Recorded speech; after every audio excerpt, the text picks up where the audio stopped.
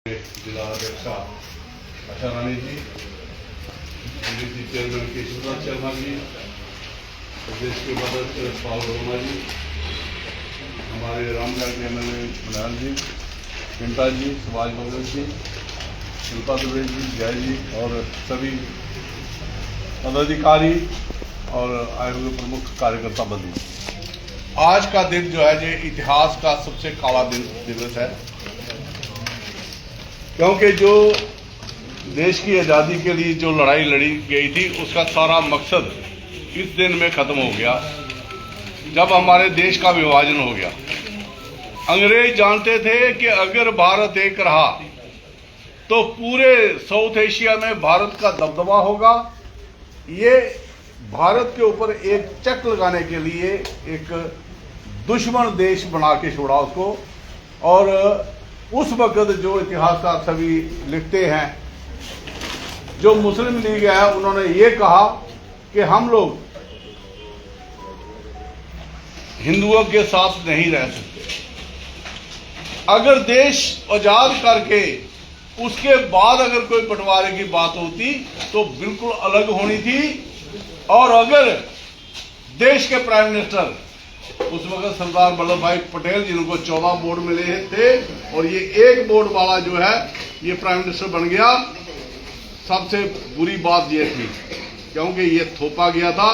Basically अंग्रेज चाहते थे कि हम ये ट्रांसफर ऑफ पावर करें, हम आज़ादी ना दें, हमारा ही एजेंडा, हमारी ही सोच यहाँ पर चलती रहे और भारत कभी उभर के ना आए।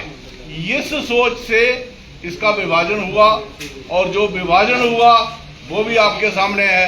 बहुत ही दुखदाई है वो दिन जिस दिन विभाजन हुआ। रातों रात किसी को पता भी नहीं था, लोगों के पास लाखों की जायदाद थी, सोना था, गहने थे, लोग जमीन में दबा के चले आएंगे, जब जरूरत पड़ेगी हम जाएंगे निकाल लाएंगे। लेकिन वो ऐसा बंटवारा हुआ कि सब कुछ खत्म हो गया, परिवार के परिवार खत्म हो गए।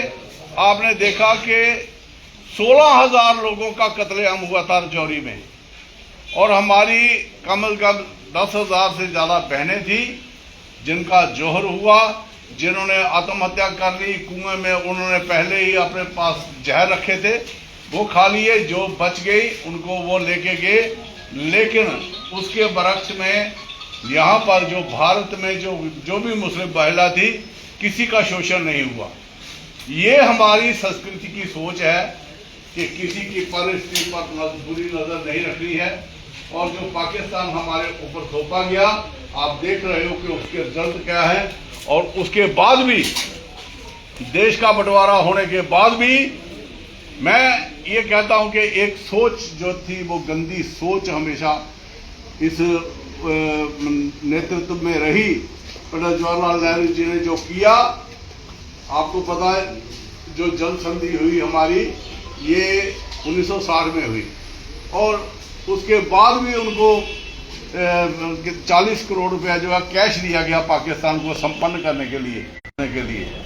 ये एक ऐसी हमारे ऊपर थोपी गई वो सियासत थी। मैं ये कहता हूं कि आज का दिन जो है दुनिया के इतिहास में इससे बड़ा काला दिवस हो ही नहीं सकता, जिसमें 20 लाख लोग कत्ल हुए थे। 20 लाख लोग एक सत्ता के लिए, एक प्राइम मिनिस्टर बनने के लिए 20 लाख लोग कत्ल हुए। मैं बार बार ये बात कहता हूं कि आप मन में सोचिए, उस वक्त टोटल जो आबादी थी वो थी 44 करोड़। 4.5 करोड़ जो थे वो पाकिस्तान की आबादी थी, 35 करोड़ इसकी थी, और जो कुल मिला के जो बांग्लादेश चला गया, सारे की मिला के टोटल आबादी 44 करोड़ थी। तो उस वक्त अगर 8 करोड़ ही गए होते, क्योंकि जितना उनको एरिया दिया गया वो पूरी आबादी के हिसाब से दिया गया, उतने संसाधन दिए गए, तो यह विभाजन ना होता। विभाजन करना इसलिए उनके लिए जरूरी था कि ये भारत आगे ना बढ़ पाए, एक दुश्मन देश साथ में खड़ा करना है। और पूरे का पूरा, चाहे वो ईस्ट एशिया है चाहे वो वेस्ट है, पूरे का पूरा साउथ एशिया, भारत का व्यापार जो था ईरान तक तो उनकी सीमा होनी थी, आगे पूरे यूरोप तक इनका व्यापार चलना था। ये उनके ऊपर एक चेक लगा दिया गया और जो जैसे केशव जी ने कहा उनके वहाँ उन्होंने गल्फ में भी उनके संसाधनों पर कब्जा किया और भारत को कमजोर करने की कोशिश की। आज हम ये दिवस बार बार क्यों मनाते हैं कि हमारे बच्चों को, आने वाले जनरेशन को इस चीज़ का पता होना चाहिए कि हमारे साथ कितना बड़ा धोखा हुआ है। अगर हमारे मुस्लिम भाई भी हमारे साथ होते तो ये लड़ाई ही नहीं होनी थी, वही उसी तरीके से चलना था देश, और इस देश ने इतनी तरक्की करनी थी कि जिसका हिसाब नहीं। अगर विभाजन हुआ, जाति के आधार पर हुआ, तो फिर ये क्यों कहा गया कि ये भी सेकुलर रहेगा तो वो भी सेकुलर रहेगा?